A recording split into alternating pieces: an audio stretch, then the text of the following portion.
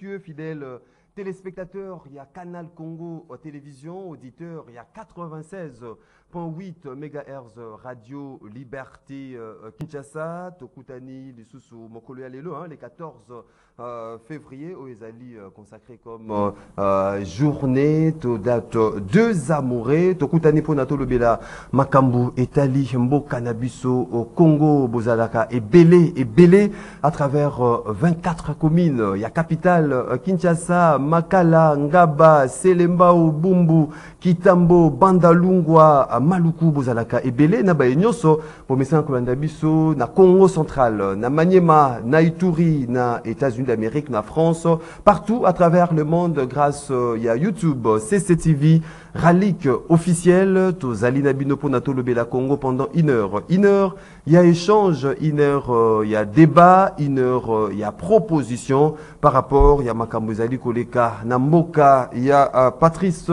Emery, Lumumba, Lelo, fidèle téléspectateur, il y a Canal Congo Télévision, P auditeur, il y a 96.8 MHz Radio Liberté Kinshasa, Tokosolola Makambetali, opération coup de poing lancée par le gouverneur, il y a ville, il y a Kinshasa, Gentini, Ngobila, opération Wanasili ko lancé en gros pour à rendre Kinshasa encore sa libre, à rendre Kinshasa Bopeto, ba construction anarchique, nyonso, bateau, batonga, likolo, ya ba caniveau, ya ba dalet, bateau, ba yiba, espace public, il y a Mboka, bazali Kobuka, donc destruction, il y a ba construction anarchique, nyonso, to c'est là qui, comme on a cette opération, Izalaki, na Kalamu, na Matonge, Kei, na Lingwala, et ye na barumbu mokolo ya lobby et silaki kozala na lemba o tracteur ezali kobuka ba constructions anarchiques nyonso o ezali érigé sur la voie publique. Est-ce que action o ezali menée par l'hôtel de ville de Kinshasa, par gouverneur ya ville ya Kinshasa, Gentili Ngobila na vice nae Jekoko Mulumba ezali action pérenne o kozala et qu'on démérer pour entretenir ville, ton environnement. Il y a Kinshasa, la capitale, pour être Ezala, Bopeto, mais également problème, il y a ba victime. Est-ce que Ezali laissons à tuer et qu'il faut pas qu'on construire na voie publique, na partie où il y a l'État. Tokobeta masolo, tokobeta lisusu makambetali non homologation. Il y a stade de martyrs dès la Pentecôte, Boussila Koué, bah, été après passage, il y a inspecteur, il y a CAF, bah, c'est là qui,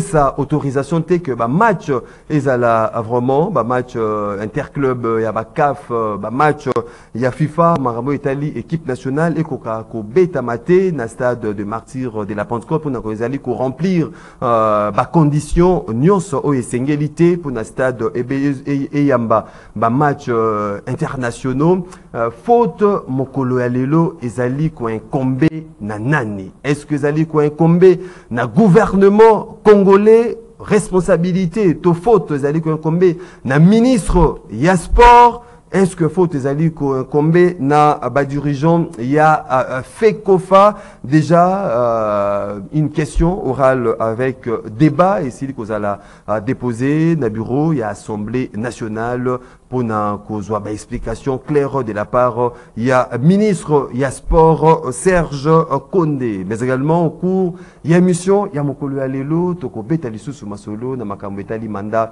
il y a UAC mandat il y a force régionale après justement intervention il y a ministre il y a affaires étrangères Christophe Lutundula Oasili ko éclairer opinion que aujourd'hui, mandat, il y a EAC, Bazalaki, na mandat où ils allaient offensif et non mandat d'observation. Est-ce l'élo, contrat, tout accord, adhésion, il y a République démocratique du Congo, na EAC, est-ce que ils allaient anarque, tout gouvernement nabiso, ils allaient qui rouler Tokosolola Makambouana Nyoso Nabino Bozali Kolanda biso à travers le monde. Invité Nabiso Yamokolo Alelo Tokozala na un seul invité Oezali Jean-Baptiste Boumanza, cofondateur au cadre, il y a UDPS, jusque-là dans nos comités. Rendez-vous des auditeurs, Ezalaka, émission Nabino,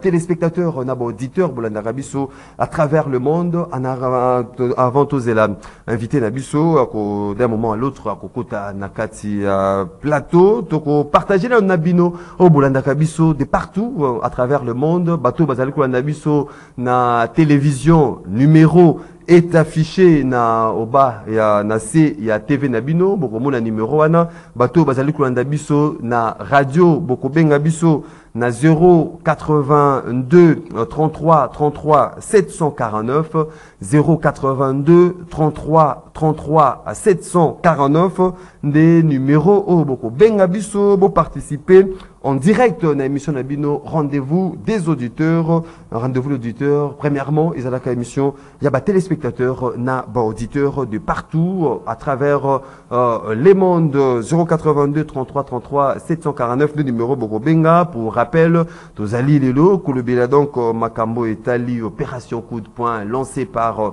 Gentini Ngobila, faute Mokolo Alelo. Est-ce que Ezali, il y a ministre, il y a sport, est-ce que faute Ezali, Nangambo, il y a dirigeant, il y a Fekofa, est-ce que faute Ezali, Nangambo, il y a gouvernement, Olelo, stade Ezala a vraiment homologué, opération au coup de poing lancée par gouverneur, il y a ville, il y a Kinshasa.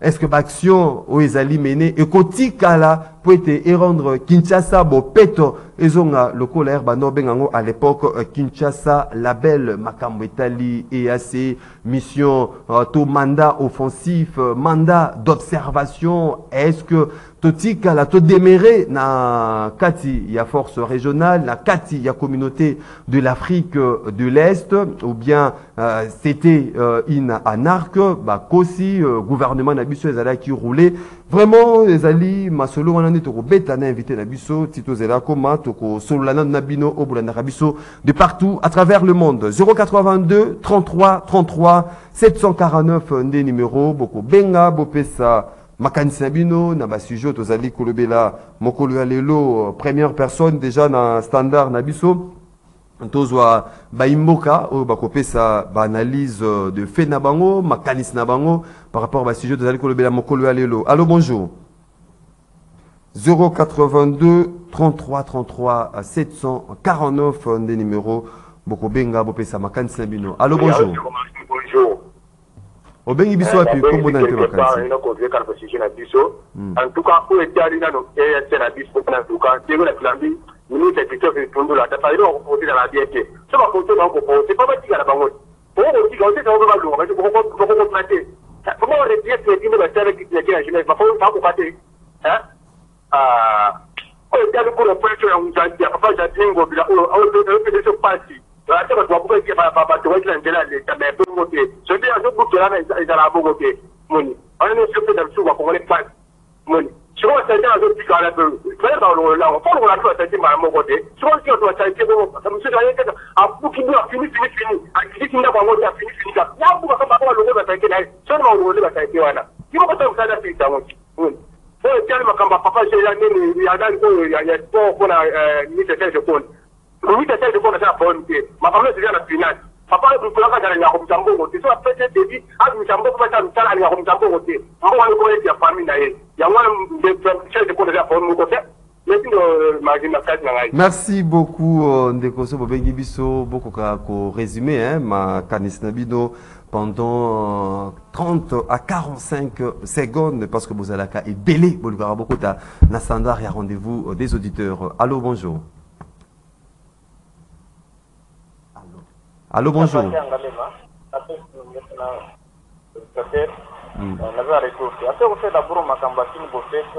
En tout cas, pour nous, ça va dire qu'on a même beaucoup de choses à faire.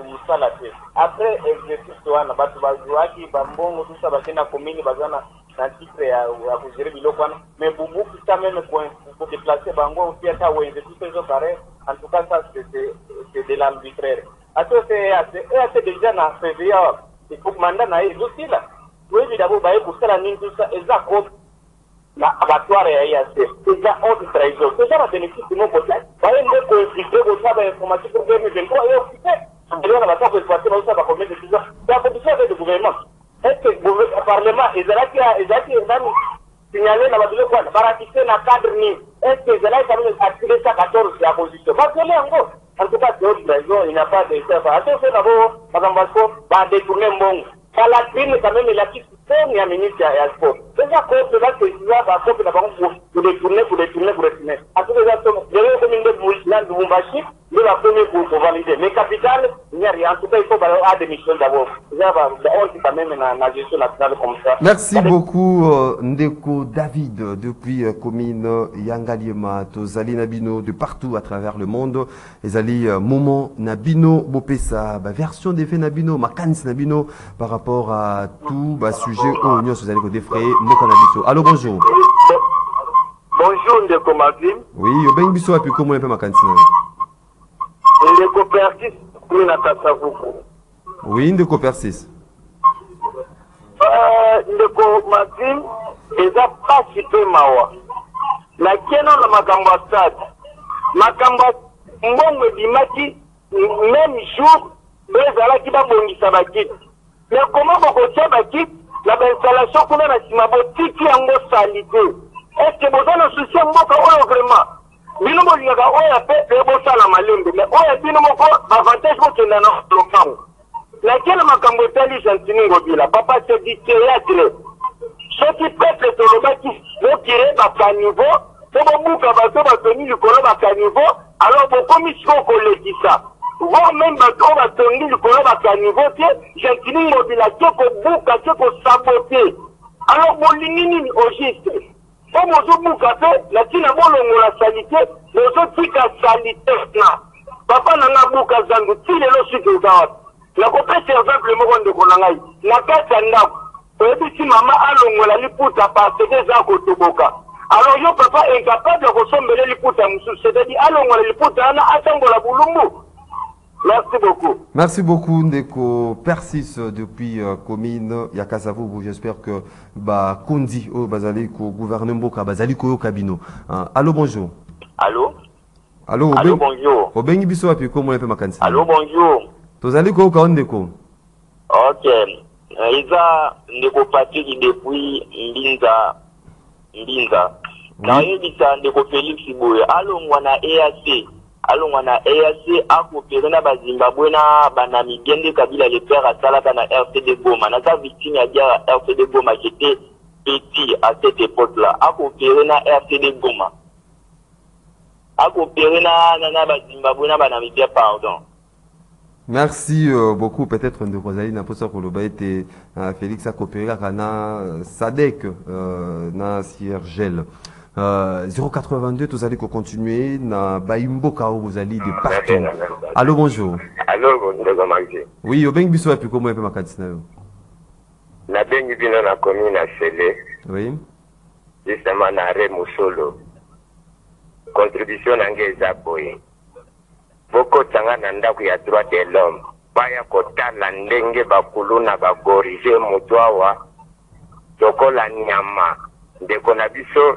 Ya Vietnam kufa chato zaina matanga wana bakuluna wana bayeba na basabote mutu bagorje ye kore zaka wana droit de l'homme aya za solution autant que population to revendiquer les droits de l'homme wana ya ko kanga ba innocent baya ko d'accord na bango bakine ko sala so nimba o sala nango na sutika wana o musu etikanye zaka bakonzi na biso ne balingika bongo mapango baobuka bapaserere zalio basomaka pona nini te kobenga batu wana ke mapango boteka ndenge nini pona nini boteka yango bameka kozongisela ata batu wana mwa mike na bango ke papa jantina ya kosala sentiment ya kobuka ka batu bakokende wapi ndeko na ngai papa.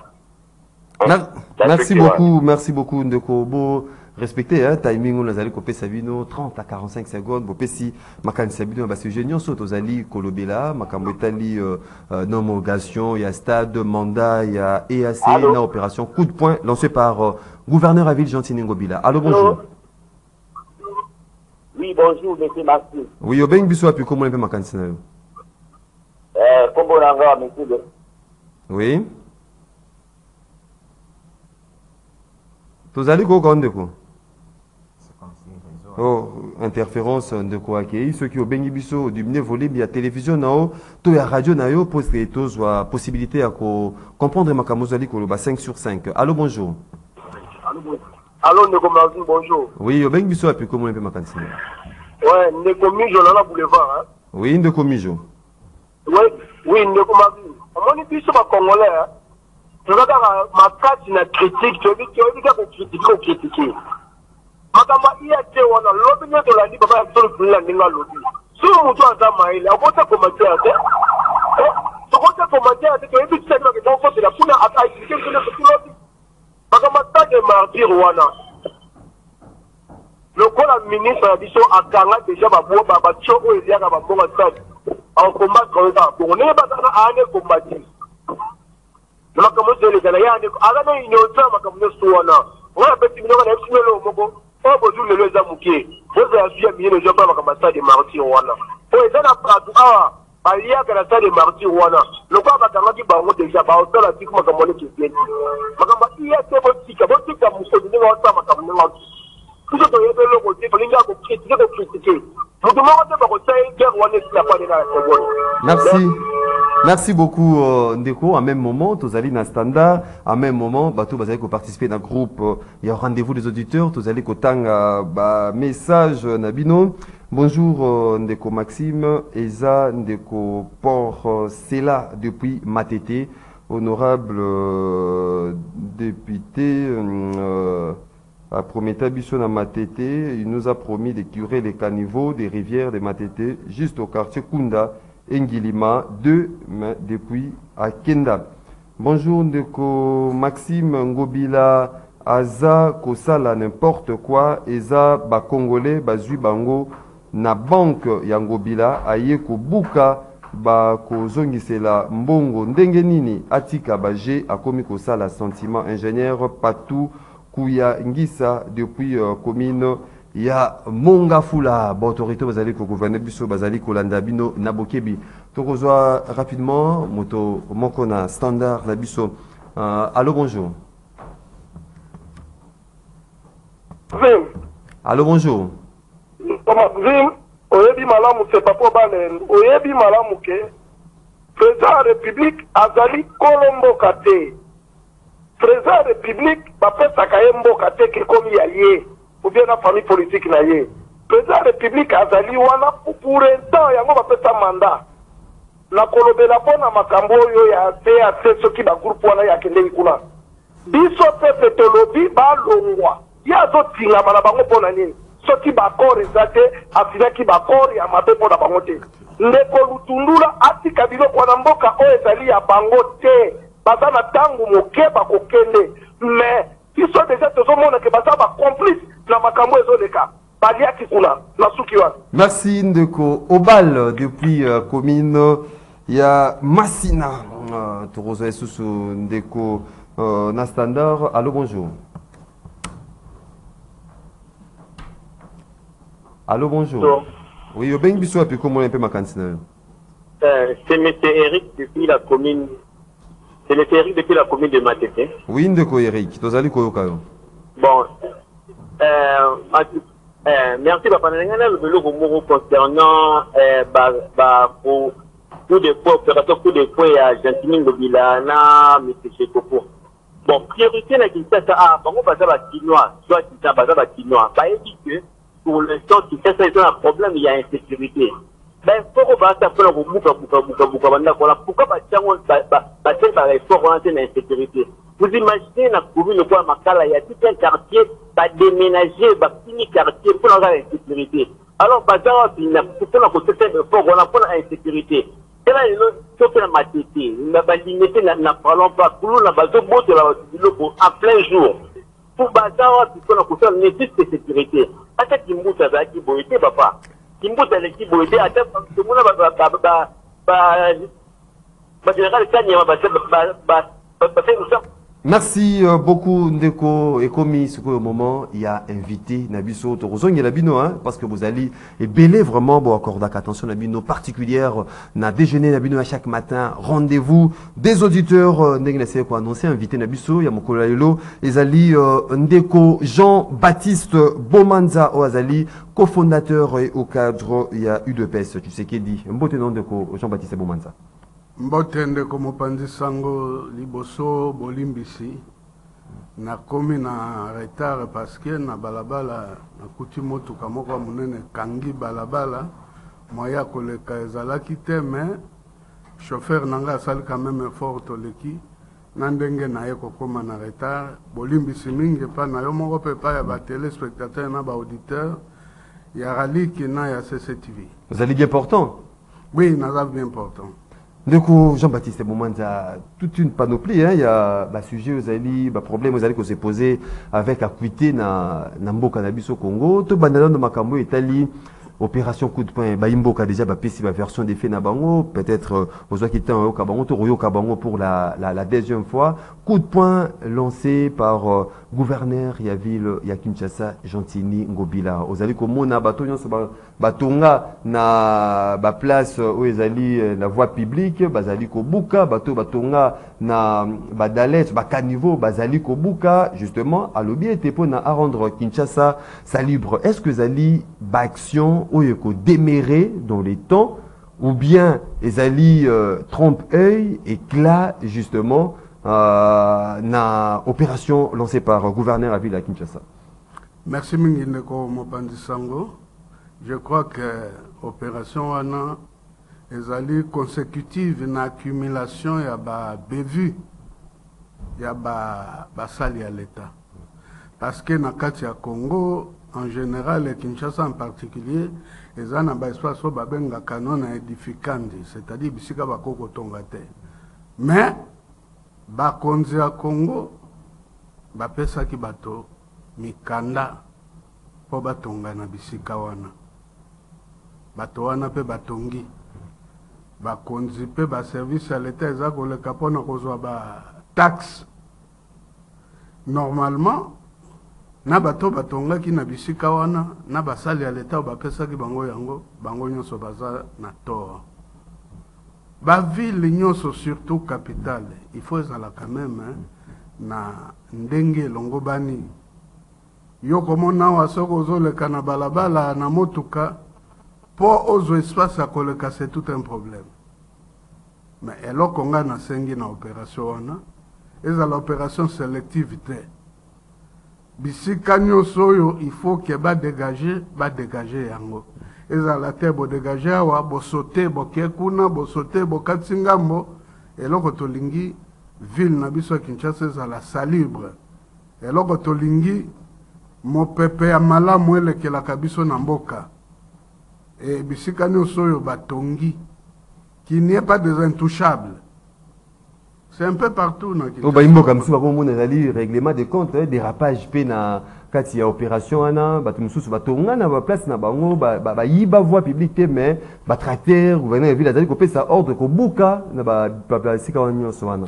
Essengeli ko buka partout, oyo, batongi, en violation à la loi. Au moins, on a venu na Kinshasa, ozoya, na motuka, kuno, ozoya, eza munene.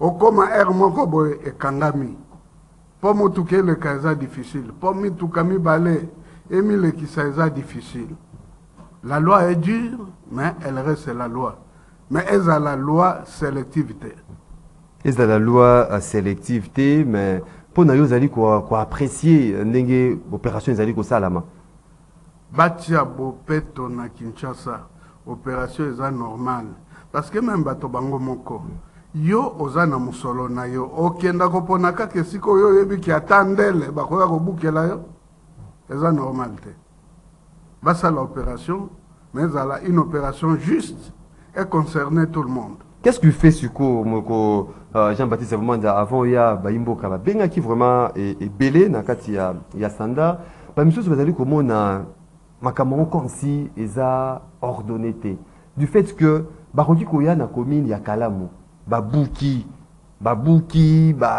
kire caniveau bosoto wana batiki yango sans pour autant qu'on évacuer. Bah sortir commune à Kalamu, bah qui est sous na commune mususu, bah qui na commune mususu, bah du mboka bazali komona comme si bazali ko bakisane bo sorto. Au lieu que non, bazali na commune à Kalamu, bah buki, bah curé bah caniveau, bah bongisi, après bah qui na commune mususu. Pour ni bah ko landa bongote, au lieu bokende na ba commune nyonso, bo bukaka, bo bebisaka. Donc on a cassé l'opération, on a fait à la coordonnée. Coordonnée dans le sens ning. Hôtel de ville, la police, voirie. Tango bobuki, bolongo la paix, basalité, oye kwe wana bipa bobuki. Kosundo la boye, ezape malamute. Il faut opérer à la coordonnée. Il faut pas combiner un coup de poing, nakine propre. Bah oye baza ko sala coup de poing, bah baza kolonga basalité. Kin bopeto ba bongisa. Ah, bopeto na coup de poing, va travailler en synergie. Pour na babuki na coup de poing qui nous bopeto et que va salité wana pour vivre effectivement propre.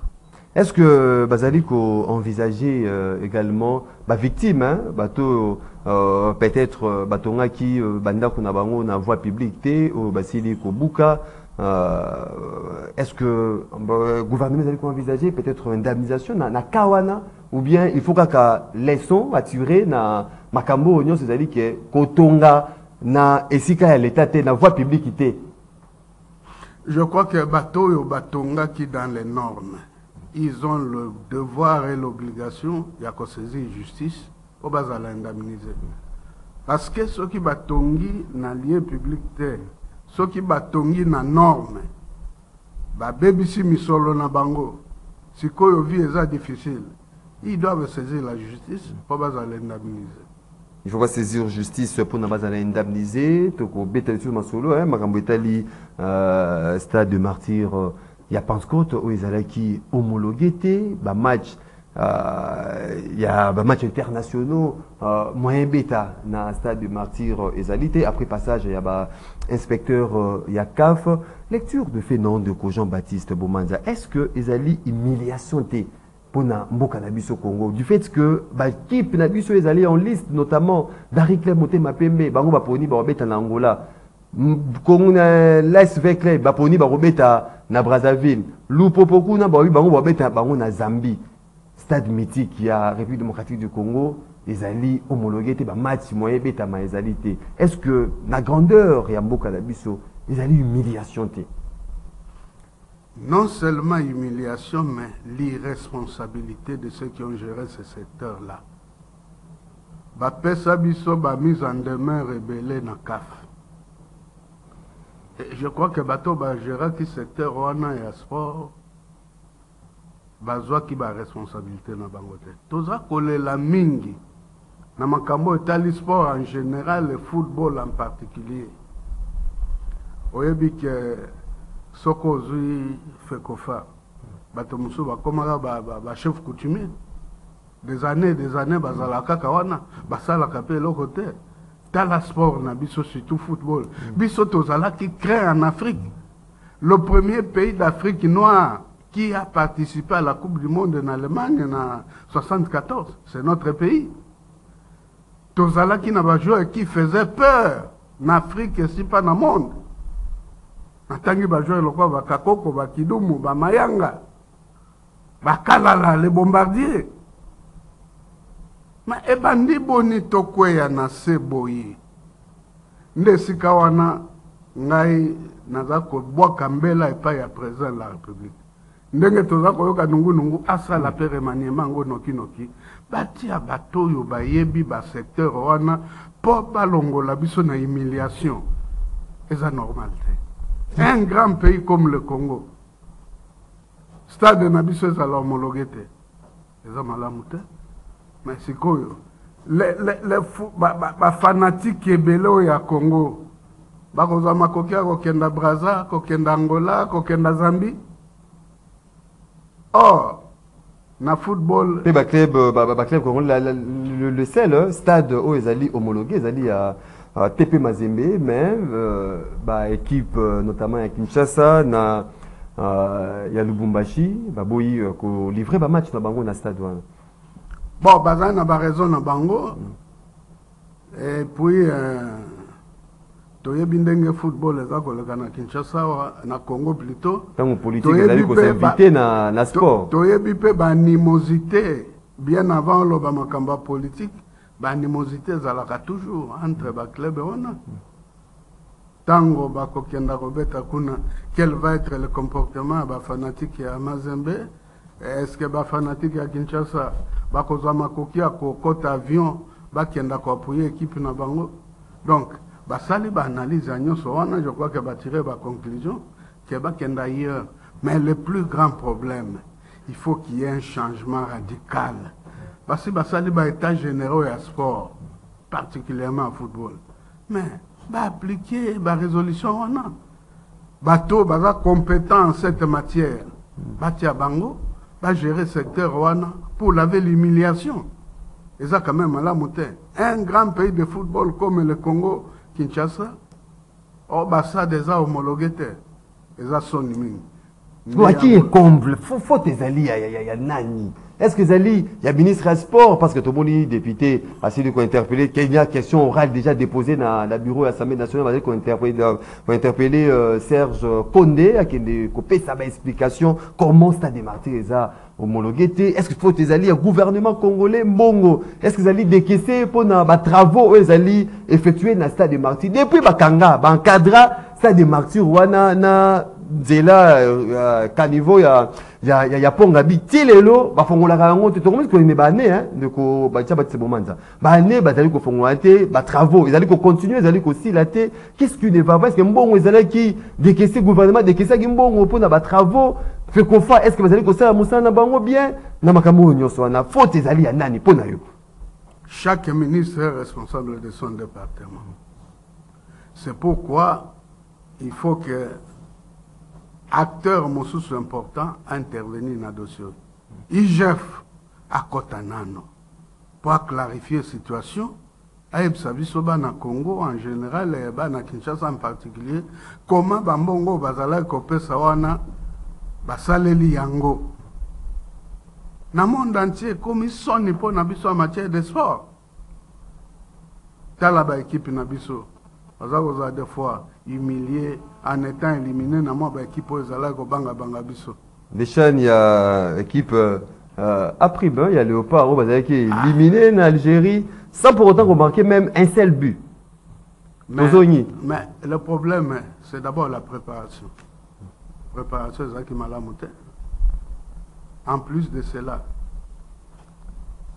coach ou sélectionneur, Azala comme il est là, Makoki Azala qui n'a été. C'est pourquoi nous sommes la remise en question, il y a sport en général et le football en particulier. Nous sommes un grand pays. Donc, il faut responsabiliser le ministre à sport. Je crois que ce secteur-là n'a pas bien tourné. Le gouvernement de Kissa Gimbongo, il y a des travaux, ils allaient comme ça la main dans le stade. Mais où est la sanction?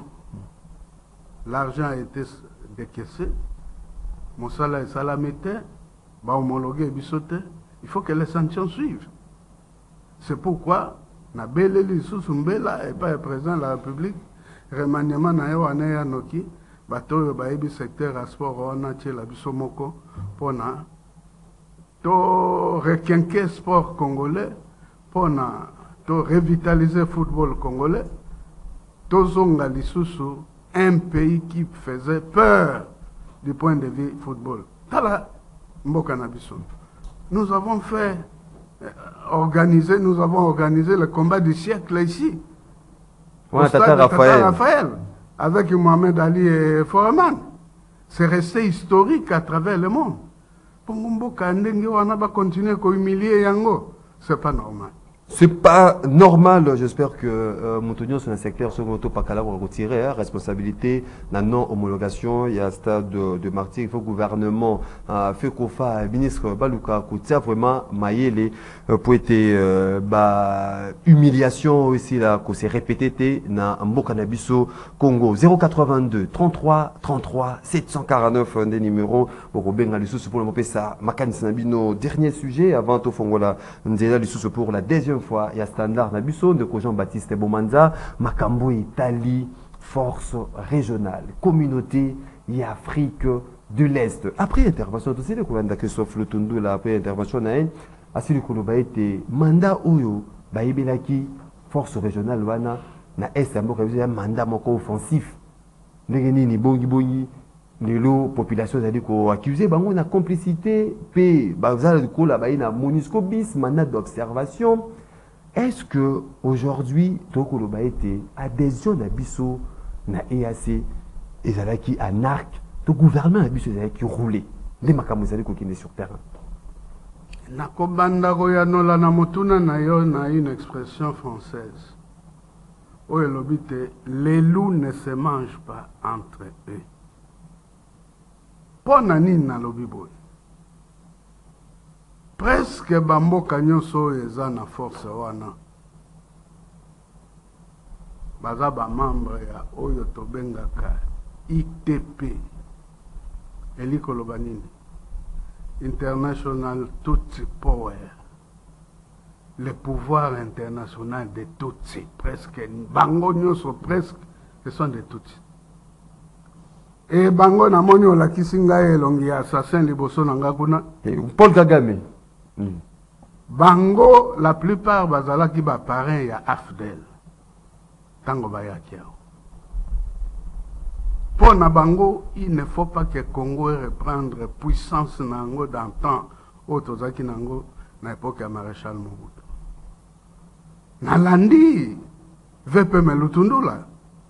Alors clairement, secrétaire général ya EAC wana. Par rapport au Yazako Sala, c'est différent na makambo bazako.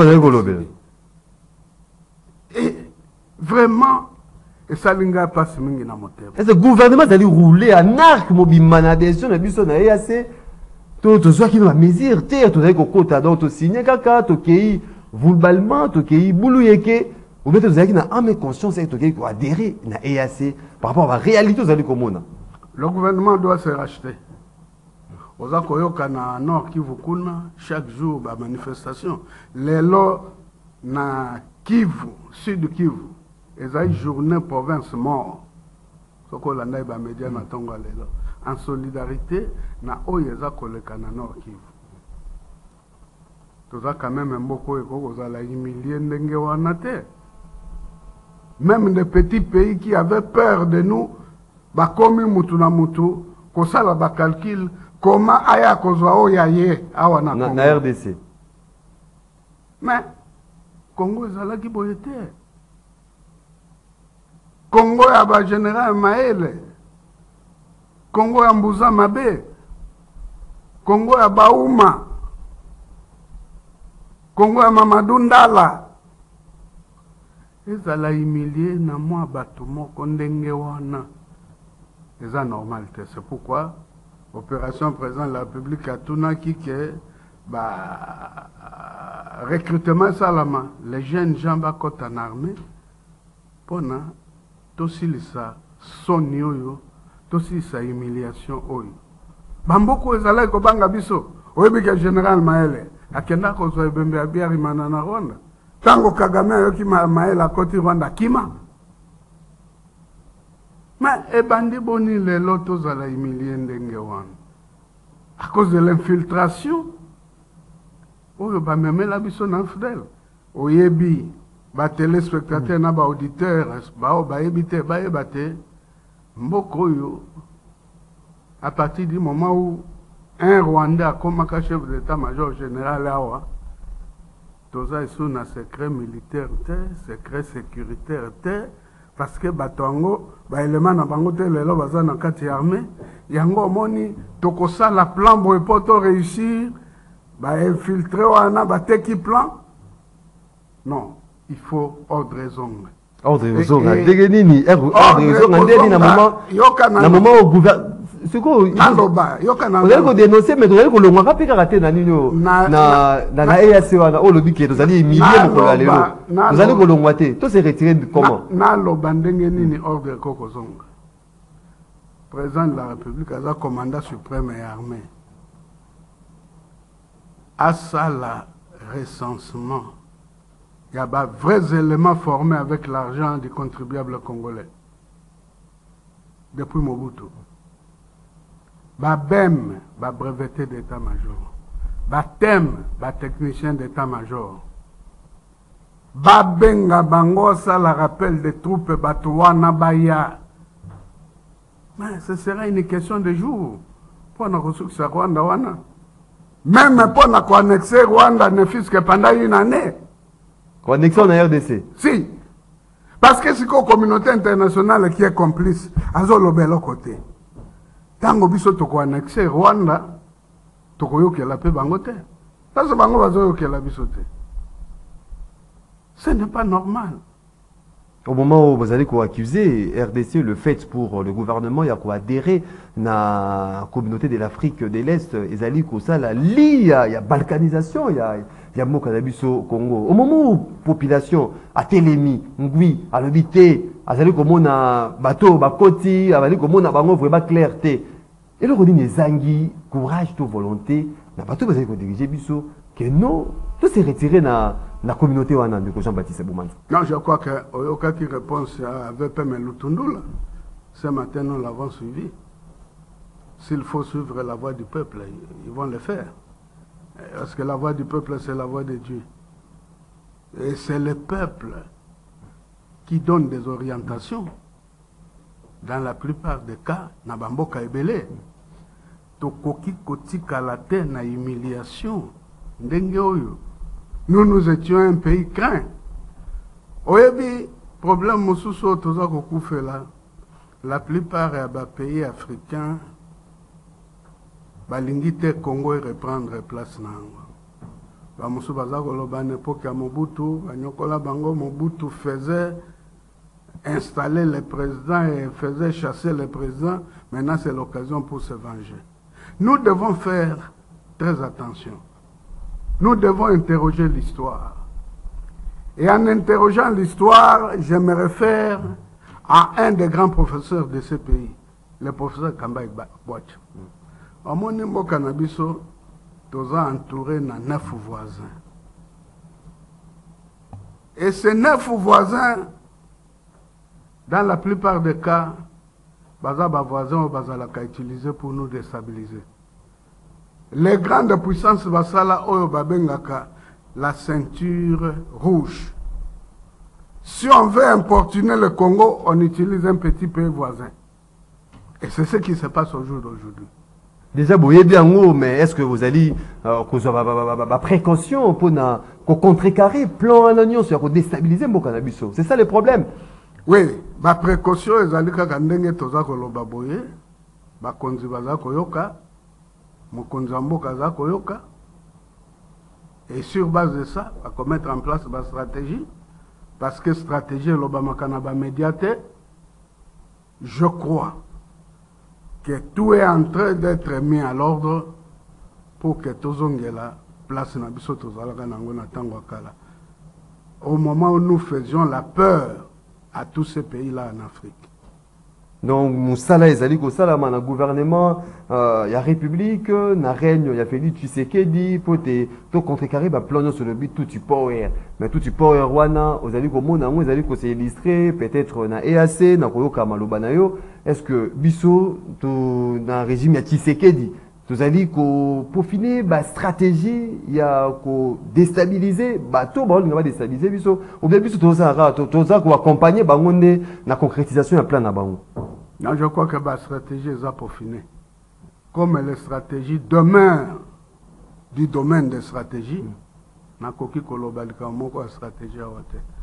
Mais toye bakaka ke tongo mususu kotalana. Tongo mususu peut-être bakotinda nga gouverneur na Rwanda tango kozala 27e province na biso. 27e province. Oui. À un moment donné, le Rwanda devra être la 27e province du Congo. Parce que trop, c'est trop. Moi, tout le basso tozuka nombre de population. Et puis, à un moment donné, population a goma batombo kaka. Babukaka frontière, balinga bakenda kuna. Bango baza combien? Biso toza un peu plus de 100 millions d'habitants. Soto lobika 50 millions mobilisés à travers toutes les provinces. Allez, en route pour Kigali. Kagame Rofana. au moment où le gouvernement a dit qu'on privilégié, hein, voie pacifique, voie diplomatique, Aboyi, Makamutali, guerre avec le Rwanda. Oh, les lots, avait déjà identifié au début que Rwanda vous avez agressé RDC sous couvert à M23, Ouganda en quelque sorte, mais tant que agresseur, vous allez identifier, pourquoi pas déclarer la guerre? Que non, est-ce qu'il y a une voie diplomatique que vous allez kende? Diplomatie car ane ko pesa biso stabilité na est ou bien continuer la diplomatie en si peut-être 2030 ne Jean-Baptiste Bomanza. Non, je crois que toute guerre ne se déclare pas. Yo landi na tongo alelo ba FRDC ba récupérer ba place mosusu yo ba toana ya M23 na Rwanda ba occupaki avec l'appui à aviation na biso. Hollandais yango. C'est du domaine de stratégie. Toko lobango na ba médiateur. Mais je crois que tôt ou tard Kagame payera. Omoni ndoto nanga musu na lotaka. Mais un prophétique non o lotini omoni nini. Ndoto nanga eza boy. Mukolo musu ba spécialiste na biso ba koti Kigali. Ba keko kumbela biso Kagame. Aye awa to sambisie na stade de martyr condamné à un siècle. À 100 000 stade de martyr de la Pentecôte. Oui. To sambisie wana. To tinda prison wapi nangenga. Nangenga. À cause de Oyaza Kosala na Congo. Ce que je suis en train de dire là, même ba martyr à démocratie. Rwanda Koloba Makamboana en souvenir et à moi oyo mon maître Feu docteur Etienne Tshisekedi wa Mulumba Tikabiso. Oyo bato babunda po na indépendance. Lobby. Papa Léo Ngulu. Tokenda kokunda ye bao babunda. Na bakoko, na ba esprit. Bako kote la basoda na biso. Bakenda kozwela biso nano moi mutu wana tosambisa ye na stade de martyr. De la Pentecôte. Oui. Condamnation na ye nazo suggéré déjà un siècle. Oh. Un siècle. Donc on va dire un siècle. Un siècle. Un siècle. Et ceux qui tournent Nzamba bengi pona kosilisa makambo na ye kotia na sa mabele. Ba kotia na sa mabele kaka nangenga. Tokozwa ba chaîne o ya minene boy. To clôturer yango. Clôturer na ye. Ba chaîne wana kolongo kaka après un siècle. Après un siècle. Après un siècle pour le monde entier ce n'est pas normal koya kotia. On a sur aussi lisaki noto wana o lamuka ki o sauté o meli champagne parce que ils a concrétisé. Champagne comme lama tango toko kanga ya. On a vu qu'ils a concrétisé. Et cause la concrétise. Merci beaucoup. Comme un moment, il y a téléspectateurs, auditeur, Nabiso pour la deuxième partie. Il y a appel, autant message. Après, tu requiers des sous, à standard. Bonjour, ma radio, Nasengi, Baye Bisabiso, EAC, Bakosala. Combien de temps? Pardon, Zalinga Joël, Namatete. Bonjour, M. Gentini, Azobo Mande Fachi, Zando, destruction. Moment ezali mal choisi pour saboter ba électeur ya Fachi a fongola miso balingi yote. Salut Maxime, pourquoi vous nous dites que cette émission est pour les auditeurs aussi longtemps que les auditeurs, donc vous avez qui appelle les belés de Konangai. Bonjour Ralik Yebisa président Soki Kaka ba force wana ebimité avant ba élection Atuna Kabila. Bonjour Ndeko Maxime, le problème de stade date depuis que Denis Kambaï était ministre, donc il faut convoquer tous les ministres des sports, prof Mohamed Mikobi depuis Sélé.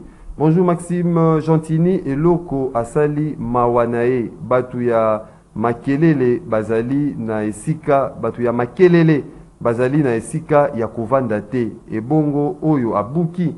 Fiston Mangala. Bonjour, Ezangandeko Mbangu Bakonzi Nabiso Bayoka Kape Mawa po na peuple Oyo Bakomisi Biso Lokola Bazo Pesa Biso entre entraînement ya Lifelo. Po entraînement ya Lifelo po na okende en faire. Tossi la Kaka. Bonjour Maxime, sous l'état des sièges, Bounagana est parti et plusieurs autres localités. Félix et CQGR mettent en action le projet de balkanisation de notre pays avec l'EAC. Heureusement que nous sommes déjà en 2023, que le compétent dégage. Plamedi Kibabou depuis quelque part à Kinshasa. Bonjour Neko Maxime, tout le monde invité. Ceux qui les lots, IDPS dans opposition, Kabila à Kotisi. Pays à côté pays na EAC réaction na bango elinga ki ezala boni bonjour CCTV na la narabino awa na kenge ko buka c'est bien mais oyo période nini yebisa ndeko ya IDPS ngobila alingaka bango te abuka zando nyonso na mutu ya président lelo bandako kalawana asalaki wapi IDPS fongola miso nangobila.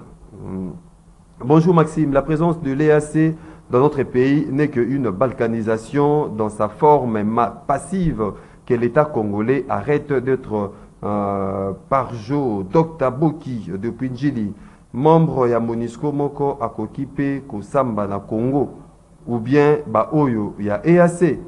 Bonjour Neko Maxime, Nasali article Moko na journal écrit pour dénoncer l'incompétence du ministre ya sport. Mais Moutou, mon côté, à Yokambela Nangai, il y a une année, Lelo, Bapesinga raison, Mawaming, José, Massamba, Yebisa Jean-Baptiste, Lelo, Andimi, Andimi, Rancement, na armée, Tango, Fayulu, Ayebisaki, Bango, réforme et armée. Yokaki. Toke directement na standard mais autorisons qu'est-ce qu'on a standard après rejoignant oui allô bonjour oui nazotuna ndeko bomanza muke oui bazaki na opposition na lingi mingi na bantu kokaye ndenge baza koluba po bato mosusu bazalaki na place apesanga différence entre gouvernance ya Joseph Kabila na gouvernance na bango biso observateur toza na parti politique te mais bango basali gashi soki nyonso wana azoloba loba wana na monoko bakokanga Paul Kagame azoloka soli te pays ezali rapport de force manda bango bakoti tozomona soni eloko moko basali ezali. Merci beaucoup. Bisanga différence à Joseph Kabila na ba. Merci beaucoup. Question ezali déjà noté ndeko au bal depuis commune ya Massina. Vous allez continuer na appel allô bonjour. Allô, bonjour Léonard. Oui, au bien biso api comme même makati. Avec une chambre de la question du chef. Oui. Elo on a nalo bezali bo. De Congo bila aza bolingote na biso bande ko na eba ngole. Azala kina yumbi denge moko. Aya wa kitasa do civil insécurité. Mbuka biso de nyoso do civil na ye na sécurité na ye. Les gens connaissent monter pour la biso. Pour la likambo ya EAC. Donc bakendaka kosala makapo wana kosinye babiloko wana. Pour la basi na babiso peuple te. Soki yindi apo bakomi koloba bino peuple telema peuple fungola misu. Donc soza ka bazoba. Merci. Merci beaucoup Ndeko Zorobengi au résumé. Makansa Bino na 30 à 45 secondes. Allô bonjour. Allô, oui, bonjour papa. Oui, au Bengi Biso api, comment est-ce que bonjour mes invités. Oui. Vraiment, na pesi longonia na Argentiningo bila na musala wana parce que nazo yo kabatwazolo parce que ce n'est pas le moment, ce n'est pas le moment. Moment ekoyaka quand. Ako zeli susu ako tape commune ngaliema. Surtout l'ancien amo ferro la colonel moko agir ça tonganda kulikolo ka niveau et voir kama ina rivière wana. Na cité Bordeaux, cité des anciens combattants. Batera, batongi, nandenge moko désordre. Hein? Vraiment, côté kuna, n'a pété longonia makasi. La pété longonia makasi, c'est là, merci beaucoup. Merci beaucoup. Tozui, des derniers intervenants pour aussi ça. Na, téléspectateurs, na auditeurs, vous allez la date de Gélé Nabango. Allô, bonjour. Allô? Oui, au Beng Bisso, puis comment est ma cantine? Allô? Allô, Beng Bisso, puis comment est ma cantine? Ndeko? Comment on a Jean, la Beng? Oui, Ndeko Jean. Ouais, comment on a Jean, la Beng? Oui. Ok, dans une deux préoccupations. Il y a du bosso. Il y a du bosso. Et ça même pas que question de soutien de la chef de l'État et puis l'environnement de Tawana par rapport à l'île pour le monde de la contre les prédateurs, il y a bateau et pour la détruire Congo. Mais la tournée de moment, lutte contre les prédateurs et pour la lame, mais contre la préférence, où il va faire le gouvernement, où il va aller pour faire échouer l'accès à la chef de l'État. Parce que détourner le monde. Le monde a une ambition en opposition et a dit que non, il y a lutte contre la corruption. Mais les lots a gagné le pouvoir, il pique mort, il se tue. Parce qu'il a gagné corrompu pour avoir ses combats. Merci beaucoup. Merci beaucoup. Ma question directe, Yangwana de Jean-Baptiste Bomanda, question belée, Imboka vraiment, na ba message, na standard, on réserve les bangonini. D'abord, na correspondre na moto asuka lutte contre la corruption. Na lobby à l'autre côté, est-ce que naza complice na makambo wana? Non, ndeko nangai. Je crois que tango toya kaba émission tolandaka conducteur et présentateur. Na bate mo présentateur a yebisingai a tiaki lutte contre la corruption na katite. Je pouvais pas aller du coq à l'âne. Et puis na koka ko sala terre o bango moko bato après ce balobaka raccordement frauduleux. Oui, ma raccordement frauduleux. Donc ngai nazali de façon claire contre les détournements des deniers publics. Oyokaki na betaki mo pointe moko apona makambo stade na bengaki chef atala ndenge nini mbongo bapesaki ezalaki utilisé.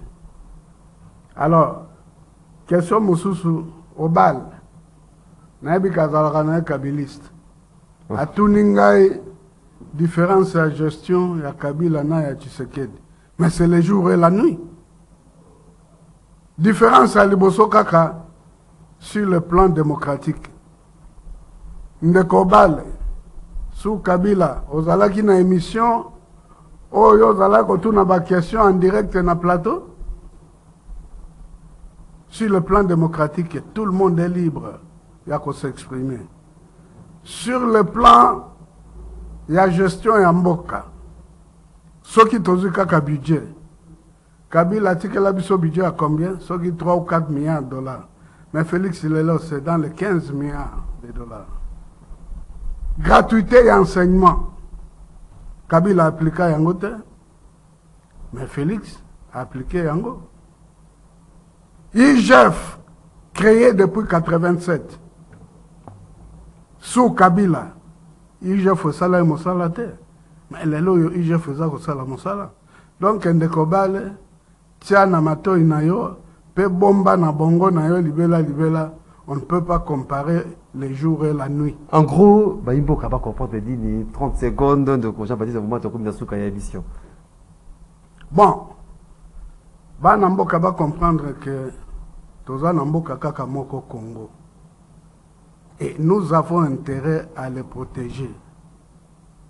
Biso baoyo tobunda mingi pona Congo, on a sacrifié une grande partie de notre jeunesse na bitumbo pour Congo et Tikala Congo. Oyebi ki plan wana balkanisation ba dénoncer ango depuis Lumumba na discours le 30 juin. Ba na mboka ba retenir que ngana tindimbela et pas mokonzi mboka arekenke armée. Pour armée na biso zonga armée oyo ezalaki kobangisa na Afrique. Oyebi Kadhafi abanda koloba soki nazalaki na armée lokola ba phase ya Mobutu na ko appliquer ba plan na ngai ebele na zanango. Mokonzi à la rappel des troupes, les vrais éléments formés avec l'argent du contribuable congolais à Lukabango, à Bengabango, pour Baya, ba sauver Mboka. Et puis, il est grand temps, to comme un dernier virage. Na kotinda ce message pas Mokonzi. Et comme ngonga ya ko changer gouvernement, remaniement. Remaniement. Pona nini. comme un dernier virage, il faut présent mettre en place un gouvernement de combat où il faut conduire à l'élection pour conquérir le deuxième mandat. Merci beaucoup. Il y a beaucoup. des éléments valables. Merci. Merci beaucoup. Merci beaucoup. Mais il est grand temps changement et côte. Merci beaucoup. Combattre même dans le gouvernement, il faut pas dégager. Merci beaucoup Ndeko Jean-Baptiste Bomanza. Les Lopez Ali, faites une binote. Faites une binote à mourir Saint-Valentin à Mounio lati ma cravate est rouge. Côté si on a pour dans que non, vous allez véritable amoureux. Ndeko Jean-Baptiste Bomanza. Attends, moi t'es pas maman hein, moi t'es pas maman. C'est véritable amoureux. Problème là. Moi t'es pas maman. Ngai fait wana ngai na kipaka yangote. Après si maman bote. Après si maman bote pas ya Fandi et pas ya Zolanda, mais wana za. Merci. Merci beaucoup, mesdames et messieurs fidèles téléspectateurs. Il y a Canal Congo Télévision, auditeurs, il y a Radio Liberté Kinshasa, Déjeuner Nabino. Il y a chaque matin rendez-vous des auditeurs, la seule émission Oyonzambe ya Fongolaka TV, à Zuitanae, Yakotala, Yangoyo, et Silia wa Tozaki, et c'est moi qui Abino Mokolo Alelo, Ndeko Jean-Baptiste Bomanza, co-fondateur PO cadre, il y a UDPS, tu sais qui dit, Totondio Botondi.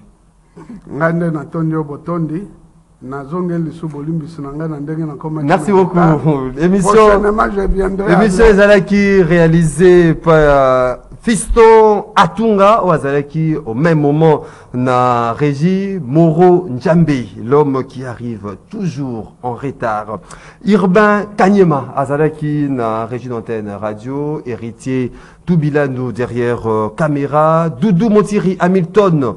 Les producteurs, Azalaki, la production bien évidemment, ton côté Nabino, mon collègue Lobby pour notre bête à Masolo et Tali Congo, n'a plaisir au Ekambakabiso, mon collègue, sur votre madame.